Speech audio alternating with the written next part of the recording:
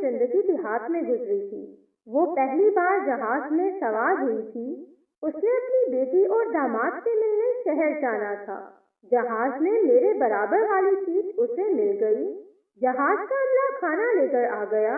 اس نے پہلی بار ایسا کھانا دیکھا تھا۔ وہ مخصوص ٹشو کا پیکٹ کھول کر اسے چبانے لگ گئی، لیکن اسے جلد احساس ہو گیا کہ کچھ غلط ہو گیا۔ وہ شرمندہ ہو کر کھڑکیوں سے میری طرف دیکھ رہی تھی۔ میں ان پر یہ ظاہر کر رہا تھا کہ گویا میں نے کچھ نہیں دیکھا۔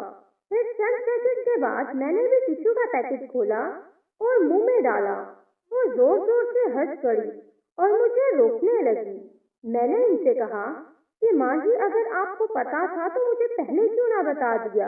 وہ ہنستے ہوئے بولی، بیٹا میں نے بھی اسے کھانے والی کوئی شے سمجھ کر منہ میں ڈال دیا تھا، حالانکہ جانتا تھا کہ یہ ٹشو ہے، جانتا تھا کہ چند گھنٹوں بعد یہ سفر ختم ہو جائے گا، جانتا تھا کہ یہ عمر رسیدہ خاتون اس کی کچھ نہیں لگتی، لیکن پھر بھی اس مختصر سفر میں ان بزرگ خاتون کی شرمندگی مٹا کر ان کے سفر کو خوشگوار بنا دیا۔